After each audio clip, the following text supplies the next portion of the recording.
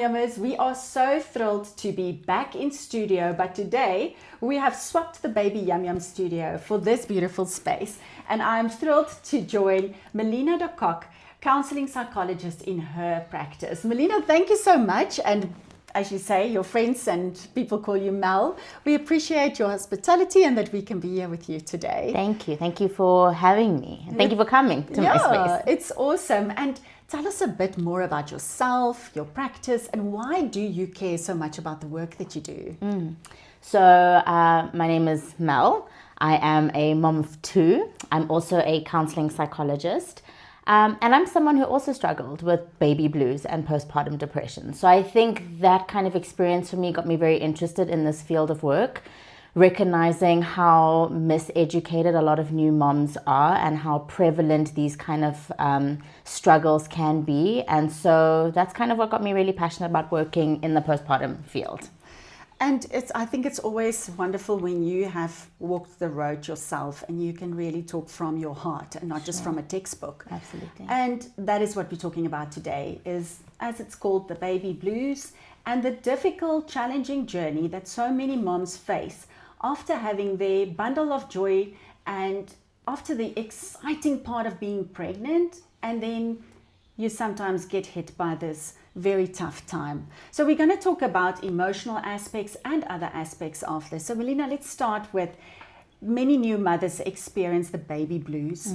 How can we distinguish between normal emotional adjustment, because that's part of it as well, and postpartum depression? Sure. That's a really good question. So yeah, normal adjustment into motherhood, that's something very real that a lot of moms are dealing with. No one can teach you how to be a new mom. There is no guidebook. And as much as you have moms and aunts and grandmas kind of giving you as much advice as they can, it's not the same because everybody's experience is just a little bit different. So what we look at it on is almost like a spectrum. Your baby blues are kind of normal, happens to about 80% of new moms. Okay. What's interesting is that it sort of happens around day 2 or day 3 postpartum, and it's characterized by feelings of being sort of down, tearful, anxiety. There's a lot of worry around it, and a lot of moms experience this. So it is part of the adjustment, that baby blues. You might be crying a lot, and that's okay. There's so much newness that's happening, and everything is an adjustment. There's a brand new human that's come, your body has changed, there's an adjustment of what's going on. You know, your milk ducts are starting to come in, and you're about to, like, milk is coming into, so a lot is happening. Huge hormone shifts are going on. But the main difference between your baby blues and your postpartum depression is sort of the severity of it and the timing of it. So with postpartum depression, it can happen any time in the first year. Doesn't necessarily only come up at around day 2 or day 3. And with your baby blues, sorry, I forgot to mention that it only really lasts about a week or 2. It resolves itself after a week or 2 if it's baby blues. But if it's persistent and it lasts longer than the 2 weeks, that's what we look at when we're looking at diagnosing your postpartum depression. So lasts longer than 1 to 2 weeks. It is persistent in terms of it's not just I'm sad and tearful, but it is really low mood, like hopelessness. There's an emptiness there, an emotional numbing that's there. There's a disconnect with the baby. Very tearful, like we are crying almost every day, and all of it is just very overwhelming. Sometimes because we're not connecting with that baby, there's some shame and some guilt that's attached there. So that's sort of what we're looking for when we look at the difference between normal adjustment, baby blues, and then your postpartum depression. And I can imagine that with your partner as well, you can probably see that as well, right? Absolutely. So what are some of the most common emotional signs, thinking about our partners, that partners, family or employers should look out for? Because I think you've mentioned a couple now. Is there anything else? Because maybe you feel like when you go back to work, you put on your makeup, you've got your suit on, and you're trying to keep it together. Is there anything else you think we should be looking out for? So yeah, other than like the persistent empty kind of feeling and the anxiety and the sort of like low mood, 2 big ones that maybe aren't spoken about enough are intrusive thoughts. Those can be quite scary for new moms, especially when there's postpartum depression involved. And then any kind of self-harm, harm to self or harm to baby, that's another big one that we look out for. Now, the problem with these is that they're not always very spoken about, and it can be kind of scary to have those thoughts. And are you really able to share that with your partner or your mom or with friends? So I think also the more we speak about it, the more we'll be able to speak to talk about it openly. Yeah. But I think those are kind of the signs that we're looking for, is just really low mood, not really wanting to get out of bed, having no interest even in the baby. Like, sometimes with postpartum depression with patients of mine, something that comes up a lot is the baby cries and I don't have a reaction to it.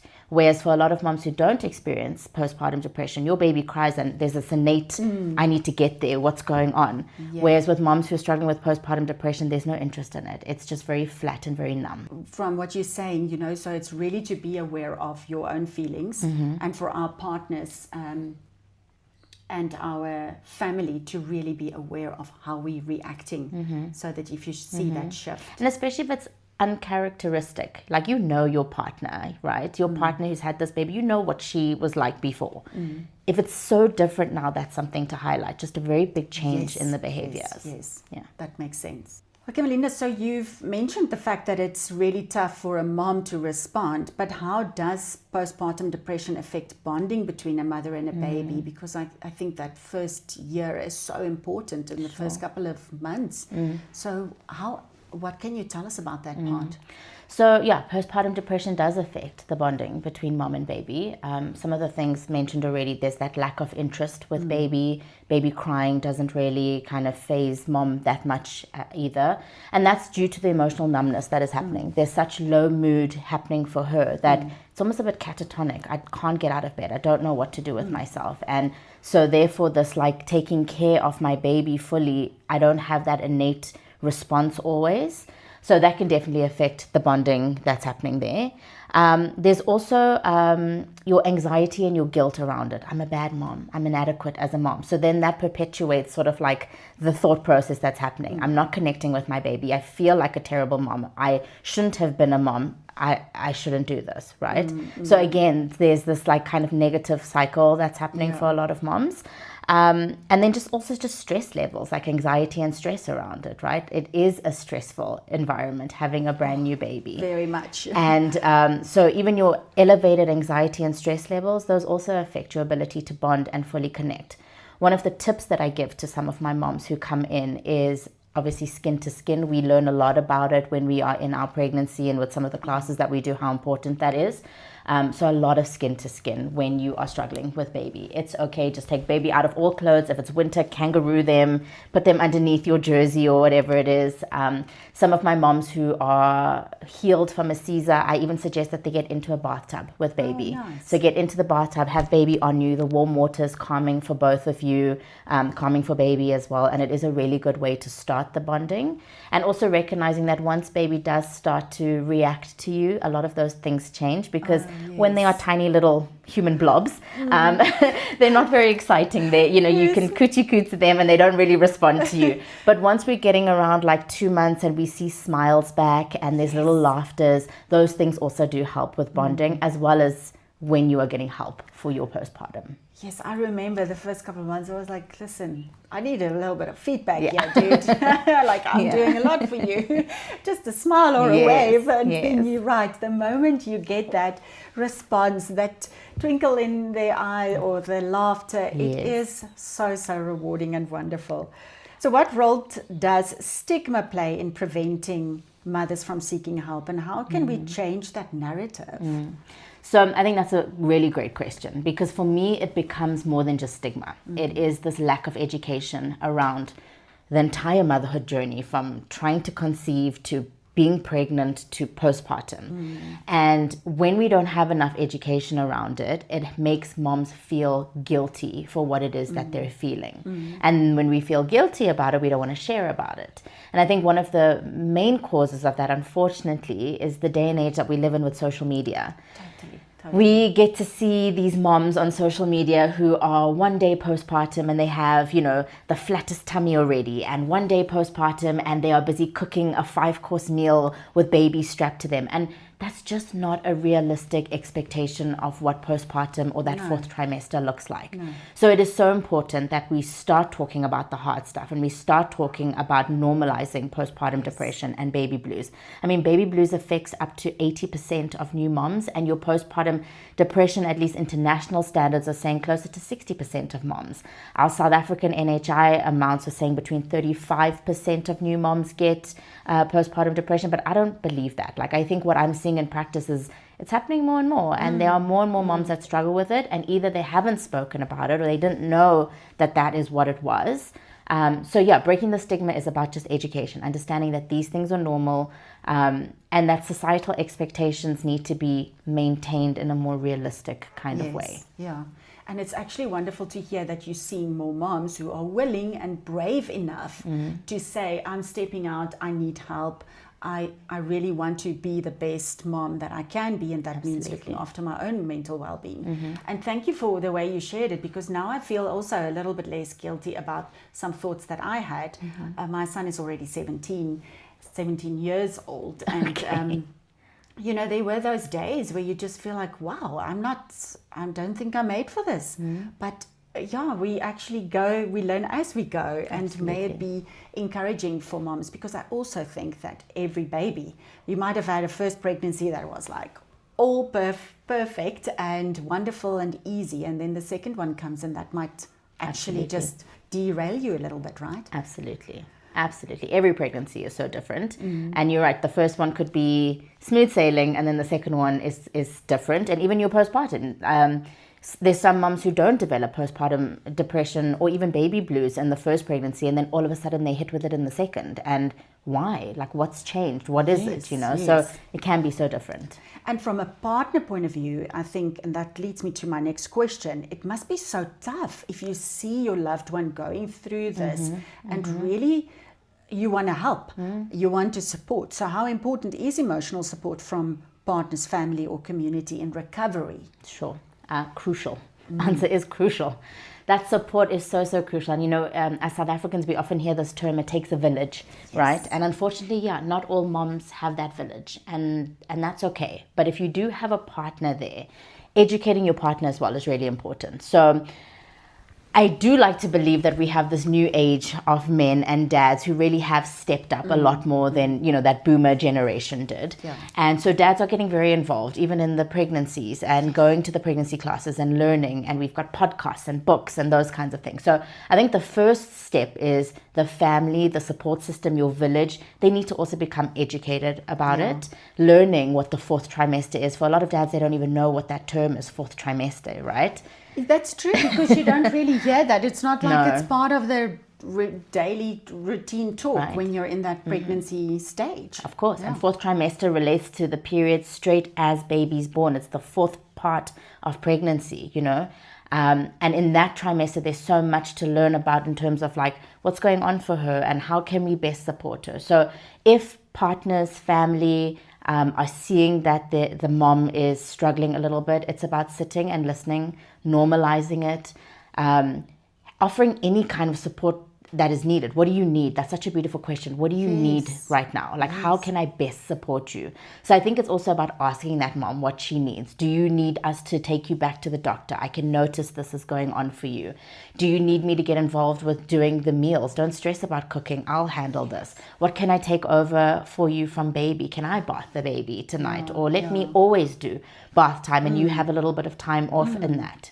A lot of new moms in that fourth trimester in their maternity leave, they are with the baby 24/7, right? From the time they get up to the time that they go to bed. And that is exhausting. It's beautiful, but it is also exhausting. So how can we best support? I also think as moms, and maybe I'm going to speak here as moms, we need to do better in asking for help. It is so hard for us to ask for help and so hard for us to accept help.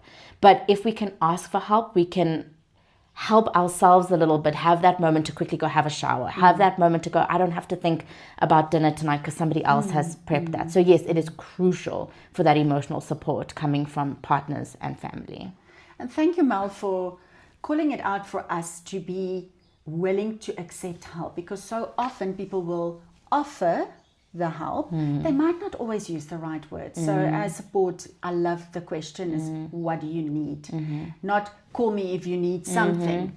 What do you need? And to speak to that as well, if you have a new mom in your friendship group, in your family that you know is about to have a baby, and you know you've been through it and how tough that is, or you don't know, but we're teaching you here today, don't ask, can I help? Just do the help. Just do the thing. One of the, if I can share from a personal experience, one of the things that was most, I don't know, profound for me is when I had my first baby, I had a friend who sent me a message, and she said, I know you are 3 days postpartum. I've dropped off food at the guardhouse for you, so that she didn't have to come in and she didn't have to now have me entertain her, make her tea or coffee. She said, I don't know if you're ready for guests yet, but I've dropped meals off at the guardhouse, and when you're ready, go and pick them up, and meals are sorted for this week. Amazing. I didn't even have to ask. I didn't even have to send that message. It just arrived, you know? So it's that kind of help. I had other friends going, hey, it's grocery time. Send me your list. I'm going to the store. What can I buy? Yes. Right? Yes, So it's, they didn't even give me an option of, do you need, they went, I'm at the store, send your list. And I went, okay, I need this. So also I think we can help out other moms by just offering the actual help, being like, I'm coming with this, or let's go get that, or I'm going to go get this for you, send me your list, you know. And it's so easy nowadays with deliveries. Absolutely. I mean, we don't even need to drive ourselves. But I feel I need to pause for a moment on the aspect of being willing to accept help, because pride and I have it all together, that whole thing, because we want to be the Insta mom that looks like we've got it all together and we've got it covered and my family is okay. It's not that you're not okay if you accept help. You are actually really showing gratitude, because that's also a way for family and friends to be able to show up. Absolutely. And I think sometimes we forget on the other side, if you are offering me help and I just keep on rejecting and say, no, thanks, I've got it covered, I'm okay. I'm not going to offer again. You're going to stop Yes, asking. yes. Because first you're going to think, okay, she's got it covered. And secondly, Absolutely. it might be your love language. Yes. And I'm not allowing you to love me in that way. Absolutely. So it's something that I really just, not in this, only in this instance, but I think in general in As life. women. And to be ask. fair and to speak on that theme itself is something that we work on so much with our postpartum moms. This ideal of being a perfect mom. Okay. There is no such thing as a perfect mom. And not cooking a dinner on one night doesn't make you imperfect, right? So that's a lot of the work that we do here as well, is that normalizing of what the perfect mom is and those standards, if I can speak to that. Yes. It reminds me of something that I heard when Jordan was still a baby, but someone said, you just refer to in my house or in our house, for instance, we don't jump on the couch.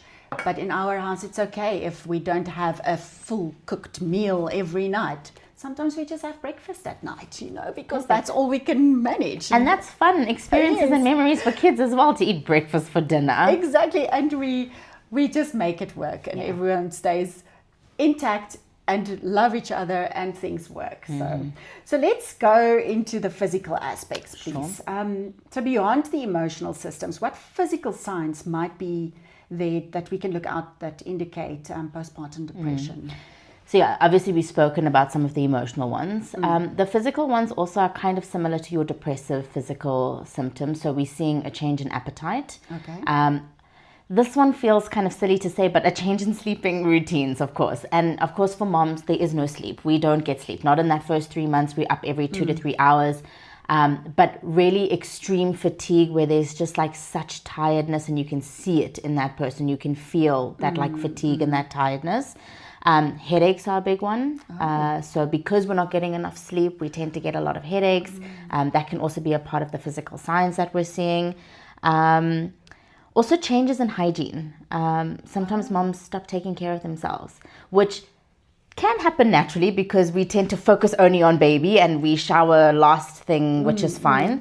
But now it's I remember almost... because you get like, it's 2:00 in the afternoon, I'm still in my pajamas. How did that happen? And so that is normal, but it's when I don't even want to shower at all because I don't care. There's this lack of interest. It goes back to that lack of interest that's happening, right? So it's that, like, so we're seeing a change in hygiene that's happening. And then also we're looking for like palpitations, heart palpitations. That kind of comes back to the anxiety part of it as well.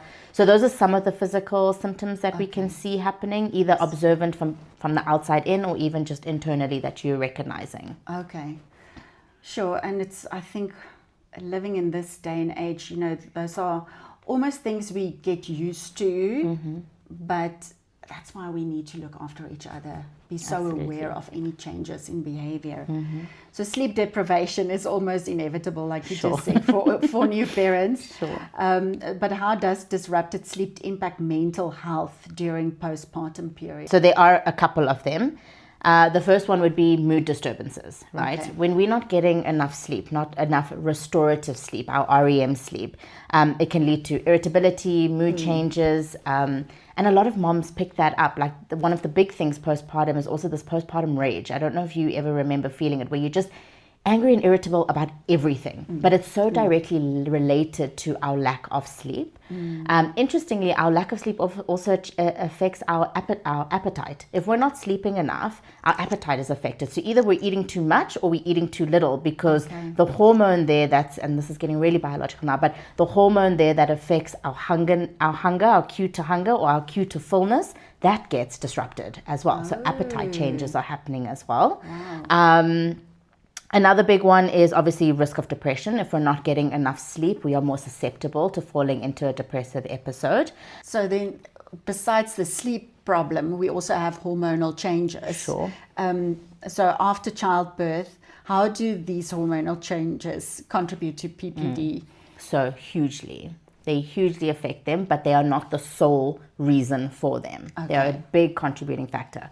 So one of the biggest sort of hormone changes that happen is when we have baby, our estrogen and our progesterone plummets, drops all the way down. Now, progesterone is kind of a very interesting hormone in our pregnancy. Progesterone is the hormone that keeps the pregnancy.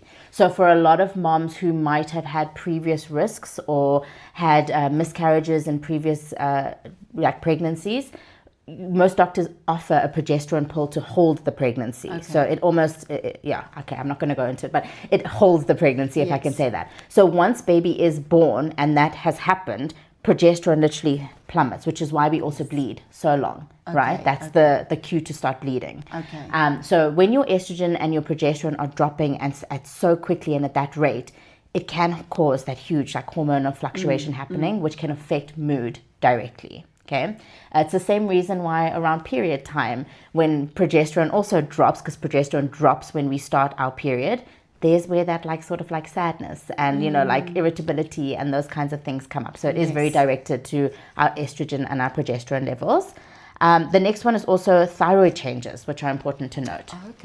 Right, so when we have baby, again, thyroid, the active thyroid drops, and that decreases as well, and that can lead to fatigue levels. So a lot of people who do struggle with thyroid issues are always very tired, right? So that's affected as well. And then cortisol fluctuations are a big one. So in pregnancy, cortisol is high, right? And then as soon as pregnancy is done, that drop in that cortisol so quickly can also affect fatigue, mood, energy levels in our bodies.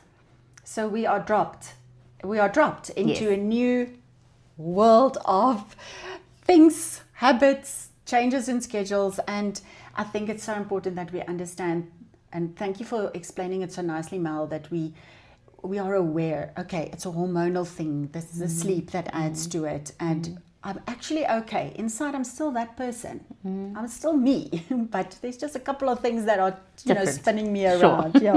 So are there any physical health conditions, like you mentioned thyroid, that can mimic or worsen postpartum depression? Thyroid is definitely one of them, and important to get it checked, especially if you're feeling like after a certain amount of time that's not regulating back. So that's a big one. The next one is anemia. That's a big one too. So when we are anemic and there is low iron in our body, directly related to fatigue that's happening. Vitamin deficiencies are another one. If we are not getting enough vitamins either through our food or even just naturally we're deficient in some vitamins, that can affect mood, tiredness, energy levels. That's one too. Maybe even chronic pain can affect it as well. If there are moms who do struggle with chronic pain, that can also have an effect on it. Mel, so what role does exercise and movement play in supporting your recovery? Big one. It does play a big role. Movement is great for us. It's definitely one of the tools that therapists use for a lot of self-care for patients. When we move our body, it releases endorphins. Endorphins have a direct response on our mood and how we're feeling.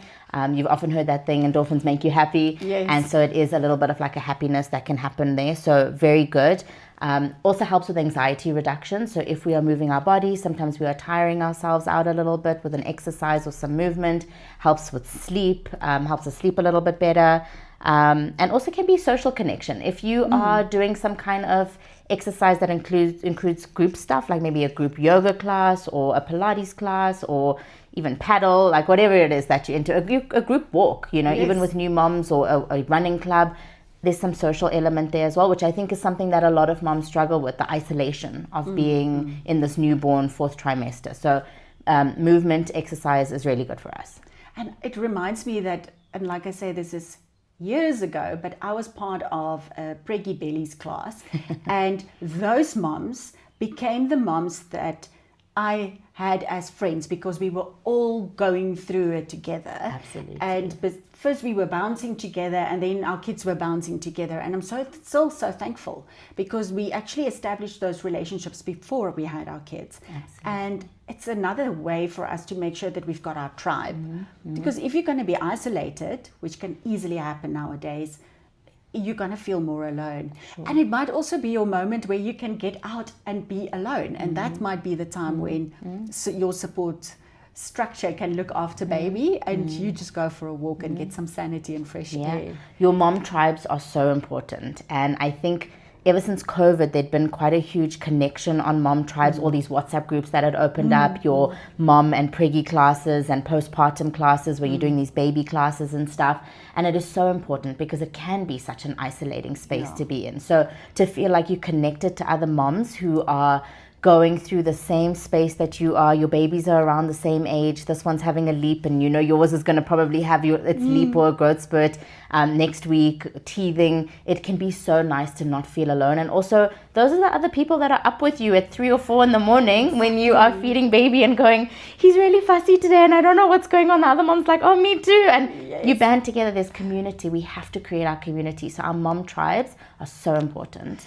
And you know, that's why we're so thankful for the Baby Yum Yum community, because we can really see how they engage with each other and to say, listen, I don't know what to do. And that's why online platforms with reputable content, and that's why we speak to experts so that you know it's reputable. It's not only a search online and you're getting feedback from a bot and you don't know if it's legit.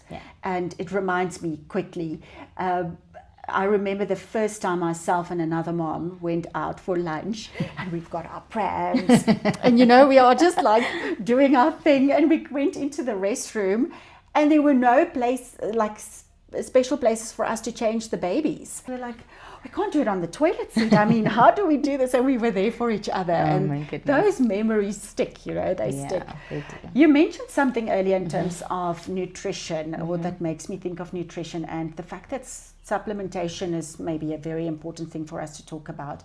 But how can nutrition influence mood and recovery in the postpartum period? So nutrition, very important. A lot of new moms are not getting time to eat. They're so busy with baby that they're not finding time to eat. And if they are finding time to eat, it's quick, easy things which lack nutritional value. So very important. One of our biggest, most important sort of like vitamins or nutritional aspects that we need postpartum is a really good omega-3. Okay. We need that fatty, like omega-3, which helps with brain health and mood support. So important to have that. Obviously, we can get that through supplementation, or we can get it through like salmons and your like mackerel fishes and those kinds of things. So important to have. Complex carbs also really important for energy. So carbs aren't bad. The complex carbs are really good to give us a good source of energy. Your lean proteins also really good for us.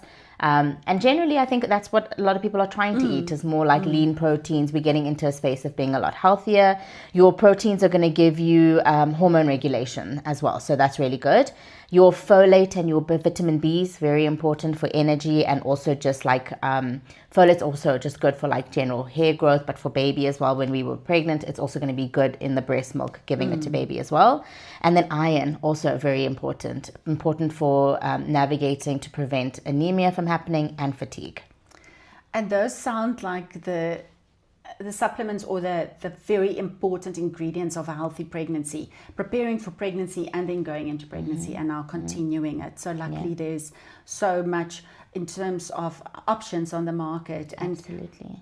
I guess, and we've already spoken about, how can we support as family, but I think making sure that you maybe buy just that extra packet of nuts, or making it easy for mom to snack on during the day. And one of the things that every gynae, every doctor, even every therapist will tell you who works in postpartum is the supplements that you were taking in your pregnancy, you have to keep taking them postpartum. You don't just stop when baby is born, because they are still so important for mom and for baby, especially if you're breastfeeding. Yeah, like you were mentioning the folic and so forth. I mean, those are things that's so super important and top of the list when you want to fall pregnant and during pregnancy. And then, like you say, so we actually forget, you continue that. Absolutely. Are there any myths around food and postpartum recovery that you'd like to debunk?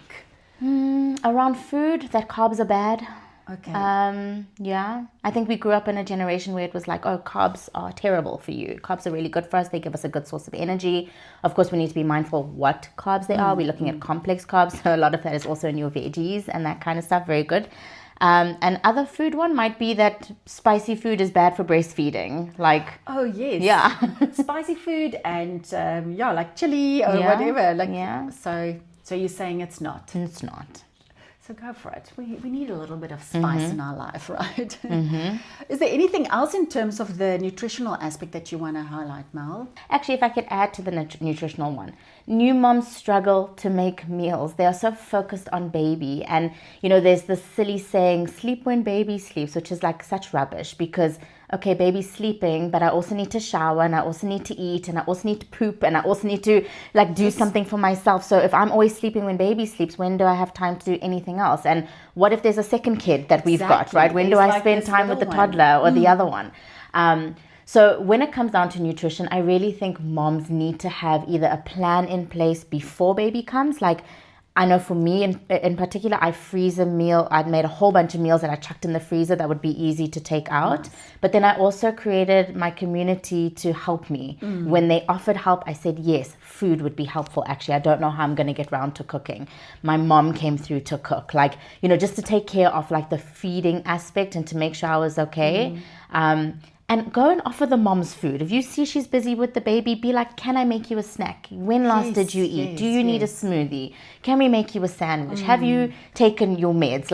It's those kinds of things as well. So I suppose that it contributes towards the nutrition a little bit. But take care of your moms. Yes, it does actually help, because you might be thinking about it and you're like, just made that delicious cup of tea, but I forgot it in the kitchen. Now I'm busy breastfeeding. By the time you get down, you've warmed it up 5 times before you actually get round to drinking the tea or the coffee. I still remember the first time I had a warm, nice cup of tea and coffee again. I was like, oh wow, it actually does taste better. Yes. And my sister-in-law, I still remember the day she called me and she's like, I had a full night's sleep. I was like, that's incredible. Yep. Congratulations. We get happy about those things, right, as they grow. So there's always hope.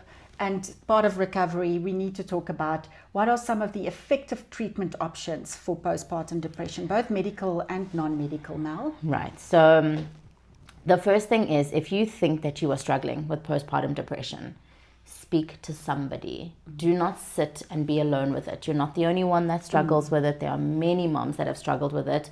So the most important thing I would say is speak about it and get medical help. There is good treatment around. So your treatment looks like going back to your doctor. Chances are, and unfortunately, and I know moms don't want to hear this, in terms of medication, there is only one medication that is going to help with postpartum depression, and that is an SSRI, which is an antidepressant. There are many breastfeeding safe antidepressants out there that will help mom get mood back up and make her feel a little bit more connected to herself. Okay. So speak to your gynae about it. I know there's a checkup around 6 weeks, and interestingly, around 6 weeks is where we see usually a surge if there is postpartum depression. So at your first checkup, speak about it. Speak to your gynae about it. They will give you meds. If they need to refer you to a psychiatrist, they will, but they generally do write the scripts for that. They might also suggest that you go into therapy. So therapy is also a really wonderful space to understand this new postpartum world that you're in, to understand how to ask for help, where that perfectionistic tendency comes from that makes you want to do everything. And so it is just a really good space to understand postpartum, to normalize some of it, to learn new coping mechanisms, putting in boundaries. We haven't even spoken about all the other things that come with postpartum, difficult parents and overbearing mother-in-laws sometimes. And so it's those things to make sure that, we put boundaries in to protect your peace and this new environment that you've created. And both of those options, whether you're going to your gynae or for therapy, is safe spaces. Absolutely. where you can feel I'm dealing with a professional who's here to really support. They're not emotionally involved. They're not, gonna see me. If I crack here and I fall to pieces, it's a safe space. Yeah, because I think sometimes we really also want to be there for our partners and show them that we're okay. Mm-hmm. But in this case, you've got a safe space to go to. Absolutely. And to add to that, most medical aids on their maternity benefit cover sessions for postpartum. There's a specific postpartum code. Wow, thanks for that, Mel, because I think just go and do it in any case, because it's just so good to talk to someone. Absolutely. And usually there's a box of tissues and you can just, it just streams out. Sure. And getting rid of, all the stress and all this, also the relief of actually finally having your baby. And with a lot of therapists who work with postpartum, a lot of my patients bring their babies in. I've had moments where I've held the baby while we're talking, giving mommy a little bit of a break.